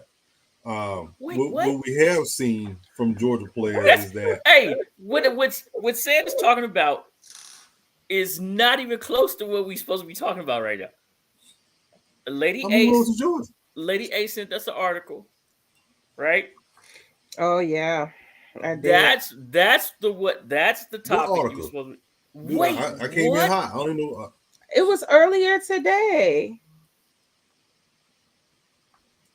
Something going on with the UGA. Yeah, oh yeah. Ant knows exactly what we're talking about here. Yeah, I saw it. I don't know because I haven't seen it. We'll have to get this story on Saturday then. You got to do your homework, and you're gonna have to help us out with this. Do what homework? With the articles. The articles are in there for you. Hey, now listen, we'd like articles to thank plural? Yeah, it's two of them. It's two of them in there. Okay. I need to get right on that one. Listen, we would like to thank our guests for today, Carita Parks. We want to thank Roth Clark from the University of Albright. And we want to thank Smoke and Joe for getting us right for the Kentucky Derby. All right. Now, Saturday is the first Saturday of the month, and we have a recurring guest that will appear every Saturday of the month with some great topics. So you guys got to tune in to see this guest which will be recurring every first Saturday of the month. We will also be giving you our Kentucky Derby review. And if I'm not here, it's probably because I'm trying to buy the Washington Commanders. I may make that last push, depending on how my horses finish, to be the new owner of the Washington Commanders. So that's quite a few billion. Well, I'm betting the whole house. Because I can't see it. Uh-oh. I'll get it till you say it. So, Ant, you ready? Your wave game's not right now. Why? Why do you do this to us? Hey, Ed, you gotta have your wave game ready for this, man. Oh well, see, the thing is, I told my barber to leave it a little thick, and it's too thick, so it's starting to curl up and stuff. So I'm good. I'd rather not do that on. But this is my daughter's JROTC hat. Oh, so she gave it to me. Nice. So technically, shout out to your son and my JRTC daughter. There we go. Take it to none. Sage, you ready? Always. Always. Said always. All right, let's get it. Hey, thank y'all for watching First Stream Podcast. First Stream Podcast is presented by Bet Rivers. Make sure you guys download that Bet Rivers app or go to www.betrivers.com. As always, do not forget to like, subscribe, and chat with us here. Give us that good thumbs up. Hit the bell to enable alerts for new content just like this. Again, thank you to all of our guests that stopped past today. First Stream Podcast. Shouts out to my son. First Stream Podcast, second to none. Come get some. Say it, tell them. Best team in Georgia, Georgia Bulldog. Go Dogs.